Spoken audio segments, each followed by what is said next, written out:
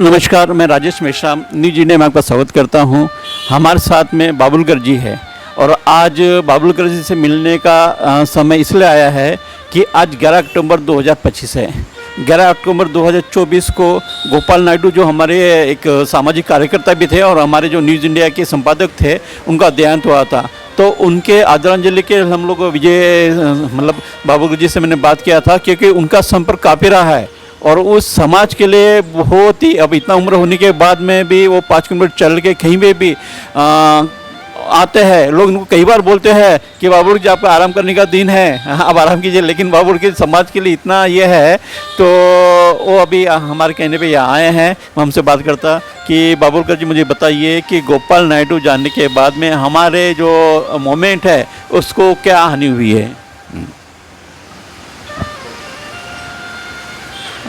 गोपाल नायडू एक परिवर्तनाच्या चळवळीतील, सांस्कृतिक चळवळीतील एक फार मोठे ज्येष्ठ कार्यकर्ते होते। ते आर्टिस्ट देखील होते, रंगकर्मी होते।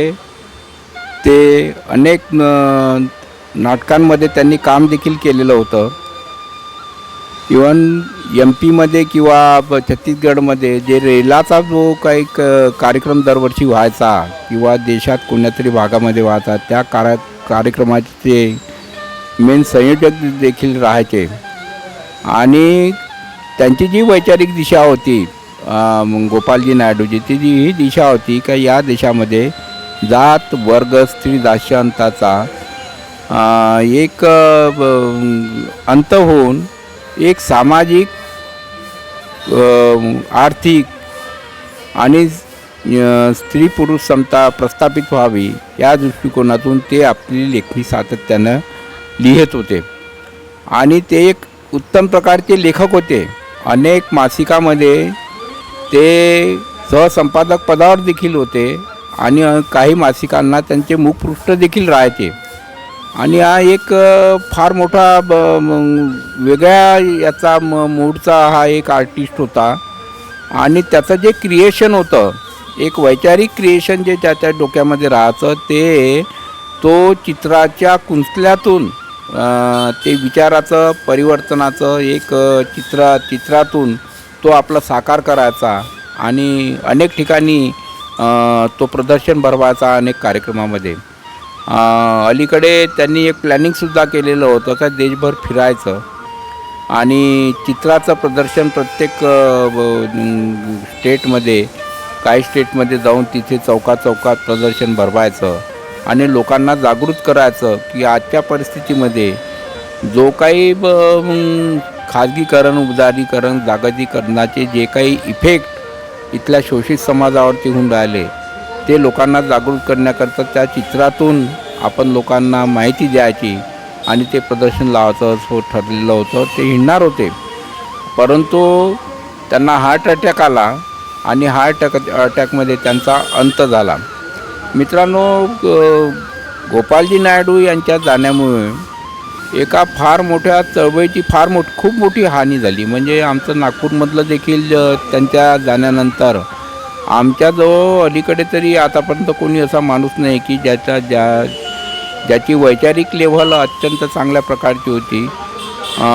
कॉम्रेड हरणे गेल्यानंतर, कॉम्रेड हरणे जे SUCIचे होते, त्यांच्यासोबत देखील गोपाल नायडूंनी काम केलेलं होतं। आणि हरणेचा निधन झाल्यानंतर गोपाल नायडू SUCIच्या विचाराचं काम करायचे आणि नंतर ते सातत्याने परिवर्तनाच्या चळवळीमध्ये काम करायचे।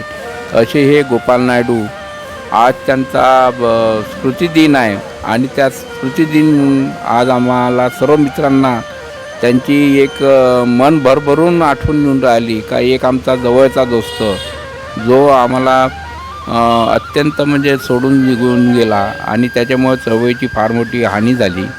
आजच्या अवस्थेमध्ये जे भारतामध्ये जे काही घडत आहे, जे एकंदरीत जागतिक लेवलवरती जे काही घडत आहे, ते एकदम अतिशय वाईट पद्धतीनं घडत आहे का या देशामधली भारतीय व्यवस्थेच्या संदर्भात जर विचार केला तर इथल्या घटनेलाच पायदळी तुडवल्या जात आहे, मानवीय हक्क नाकारल्या जात आहे आणि एक हिटलरशाहीचं युग या भारतामध्ये प्रस्थापित होत आहे. आणि म्हणून अशा वेळेस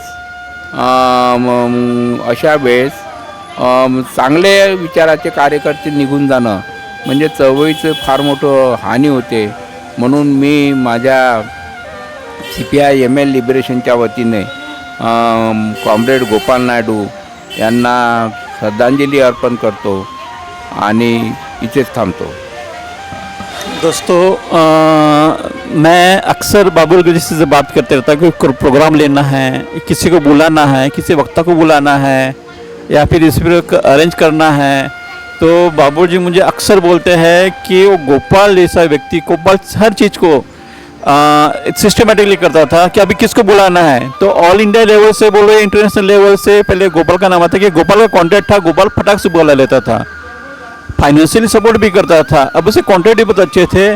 तो वो जो अभी हमको कुछ प्रोग्राम करना है तो उसका कैसा चेकआउट करना है प्रोग्राम को और किसको बुलाना है, क्या बुलाना है, वो भी हम लोग दुविधा में रहते हैं. मुझे तो भी ऐसा लगता है जब बाबुल जी बोलते हैं कि जब गोपाल था तो वो सोचना नहीं पड़ता था. गोपाल जी फटाक से फ़ोन निकाल देते, हाँ इसको फ़ोन कर देना, उसको फ़ोन करना है, यानी इतने उसके कॉन्टैक्ट थे. रही बात उसके साहित्य की, साहित्य में उसकी अच्छी पकड़ थी और उसका शिल्प में भी काफ़ी अच्छा था. तो उसका स्मृति दिन है दोस्तों. और जैसे भी संपादक की बात है तो हमारा जो न्यूज़ चैनल है पहले तो blue and red news India था, अब वो बैन होने के बाद में हम लोग न्यूज़ इंडिया के नाम से शुरू कर रहे हैं. उसके वो संपादक थे और काफ़ी एक बात बताना भूल गए कि गोपाल मेरा ही दोस्त नहीं था, इनके बेटी का भी दोस्त था, इनके बेटे का भी दोस्त था, इनके मिसेस का भी दोस्त था, घर में जो बाई काम करने वाली रहेगी उनका भी दोस्त था. वो इतना अच्छा कोऑर्डिनेटर था कि जिसकी कोई हद नहीं. और बहुत ही हम्बली, बहुत प्यार से मेरे बच्चे भी उन्हें बहुत याद करते हैं. एक बार बाबुल जी घर में आ गए और बिट्टू बिट्टू करके बोले थे तो मेरे बच्चे फटाक के उठ के आ गए और बोले थे गोपाल अंकल आ गया, गोपाल अंकल आ गया. तो देखो वो बच्चों के जहन में भी गोपाल अंकल के एंड गोपाल नायडू के बात अभी भी स्मृति में है उसके. दोस्तों आदमी चला जाता है, लोग अभी मैं बीच में बोल ही रहा था, लोग कोई पार्टी के बीच लग जाते हैं ताकि उनको कोई नौकरी लगे, कोई काम धंधा लगे, ये लगे. लेकिन गोपाल का व्यक्तित्व ऐसा है, उन्होंने नौकरी छोड़ के समाज के लिए अपना अर्पण किया है. और ये कम्युनिस्ट मूवमेंट की बहुत बड़ी महानता बोला जाएगा कि ये लोग अपनी नौकरियां पाने छोड़ के समाज के लिए काम करते हैं. बाकी नौकरियां लगने के लिए कोई पार्टी में जाते हैं, अपने स्वार्थ के लिए जाते हैं, लेकिन अपना स्वार्थ छोड़ के ये लोग पार्टी में आते हैं. ऐसे गोपाल जी नायडू है, उन्होंने भी अपना बहुत त्याग किया है. तो उससे स्मृति के लिए हम लोग उनको बहुत मन से बहुत याद करते हैं. अभी और भी कुछ साथी है बात करने वाले, उनसे हम लोग बात करते हैं. दोस्तों जय भीम, जोहार, सत श्री अकाल, सलाम. मैं राजेश मिश्रा न्यूज़ इंडिया में आपका स्वागत करता हूं. दोस्तों आज 11 अक्टूबर 2025 है. आज के दिन में गोपाल नायडू इनका देहांत हुआ था 2024 में. तो उनके मूवमेंट के बारे में और उनके जीवन की जो कार्यशैली रही है उसके बारे में, उनके जो साथी रहे हैं काफ़ी सालों से, जो सीनियर भी है हमारे विप्लव जी मेश्राम, उनसे हम लोग जानना चाहेंगे कि विप्लव जी आपका न्यूज़ इंडिया में आपका स्वागत है. आप मुझे बताइए कि गोपाल नायडू का जो जीवन कार्य रहा वो कैसा रहा है. गोपाल नायडू से मेरा जो संबंध आया है वो 1984 में आया है. 1984 में मैं directorate of marketing and inspection में as a calculating machine operator मैं ज्वाइन किया था. और पहले ही दिन मैंने 3 जनवरी 1984 में वो ऑफिस ज्वाइन किया. मिनिस्ट्री ऑफ एग्रीकल्चर के अंतर्गत सेंट्रल गवर्नमेंट का वो कार्यालय है. तो वहाँ पर मेरी गोपाल नायडू से मुलाकात होगी. गोपाल नायडू उस वक्त में directorate of marketing and inspection में एज ए स्टेनोग्राफर नौकरी करते थे. तब से मेरा उनसे संपर्क रहा और अक्सर चर्चा होती थी और ख़ासकर मार्क्सवाद के बारे में, कम्युनिस्ट मूवमेंट के बारे में चर्चा होती थी. और वो एक अच्छे आर्टिस्ट थे, वो बहुत सुंदर मूर्ति शिल्प बनाया करते थे. और विशेष बात यह है कि इसकी शिक्षा मूर्ति कला की शिक्षा उन्होंने कहीं से नहीं ली थी. नागपुर में चित्रकला महाविद्यालय है, उसमें वो कभी गए नहीं, लेकिन उनको वो जन्मतः उस चीज़ से वो वाकिफ थे मूर्ति कैसे बनाना, और बहुत सुंदर वो शिल्प बनाते थे. जैसे कि हमारी जो यूनियन थी उसका जब सम्मेलन हुआ था, वहाँ उन्होंने कुछ शिल्प बनाए थे, उनकी प्रदर्शनियाँ भी लगी। फिर उसके बाद में वो लेफ्ट विचार के तो थे ही, लेकिन वो SUCI से जुड़े बाद में, socialist unity centre of India. Advocate Harne ने वो संगठना वो पार्टी बनाई थी, यानी यहाँ नागपुर में बनवाई थी। उससे वो काफ़ी साल तक वो जुड़े रहे। उसके बाद में उनको लगा कि ये नौकरी करना बेकार है। वैसे उनकी आर्थिक हालत कोई ख़राब नहीं थी।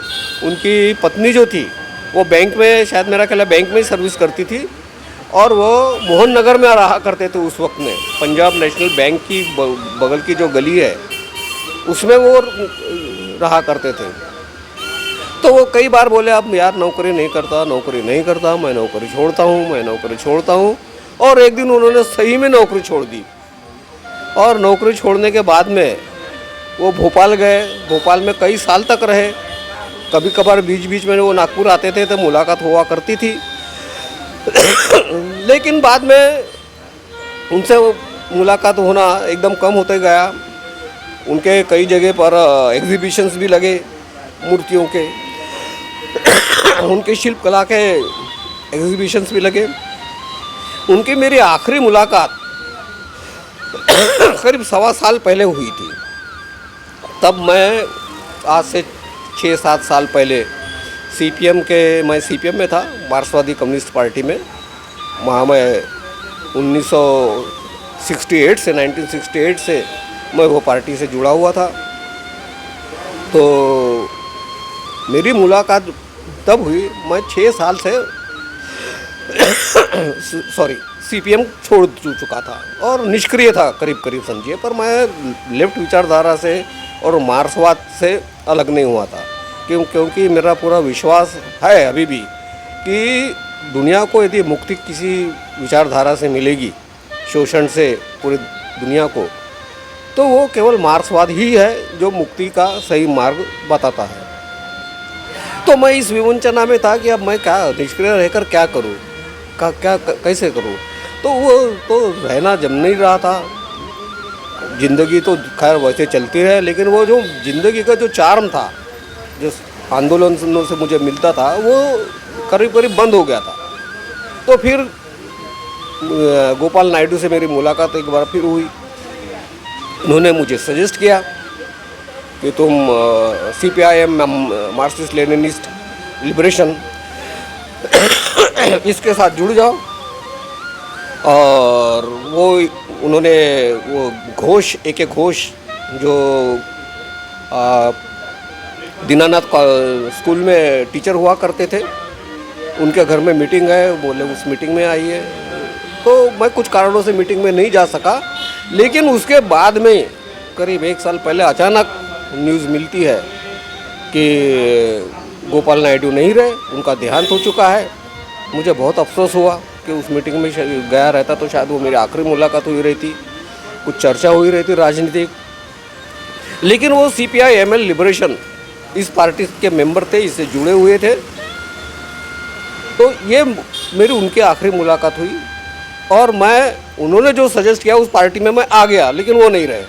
तो आपको उस बात की थोड़ी कमी महसूस होती है कि एक अच्छा कार्यकर्ता हम में नहीं रहा करके? बिल्कुल, वो सही में बहुत अच्छा कार्यकर्ता था।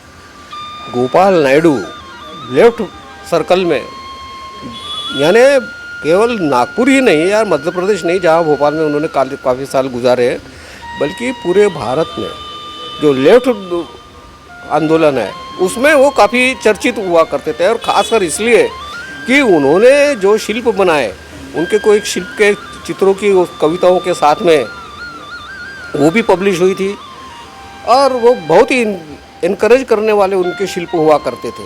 तो जाहिर तौर पर आज तो ऐसा है कि फैसिज्म इस देश में अपने हाथ पांव पसार रहा है, अपना पूरा जाल। तो हमारे साथ में गोपाल नायडू के सहकर्मी हैं जिन्होंने मोमेंटम में काम किया है। साथ ही अपना नाम बताइए। मेरा नाम तुकाराम जी वरकड़े है। तुकाराम जी, आपका गोपाल के साथ में कब से संबंध रहा और कार्यकर्ता करके उनकी क्या भूमिका रही है? वैसे गोपाल जी नायडू के साथ संबंध जो था बहुत साल पुराना है वो। लेकिन उनकी जो एक्टिविटीज़ है उनने मुझे वो पता नहीं है, लेकिन जब भी वो मिलते थे तो सामाजिक तथ्यों के बारे में भी बात करते थे। और ख़ासकर मैं ट्राइब में काम करता हूँ तो उसके बारे में भी वो सलाह वगैरह मशवरा वगैरह देते थे और हालचाल वगैरह ऐसे पूछा करते थे। लेकिन उनका और संबंध बहुत अच्छा आ रहा है गुरु नायडू जी के साथ। लेकिन अचानक वो हमारे बीच से चले गए, इसका दुख भी हमको बहुत है। और जो जनवादी आंदोलन है उसकी चले जाने से बहुत बड़ी हानि हुई है, ऐसा मैं मानता हूँ। नमस्कार दोस्तों, हमारे न्यूज़ चैनल न्यूज़ इंडिया को लाइक कीजिए, शेयर कीजिए, अनसब्सक्राइब कीजिए। हम मिलेंगे फिर, धन्यवाद।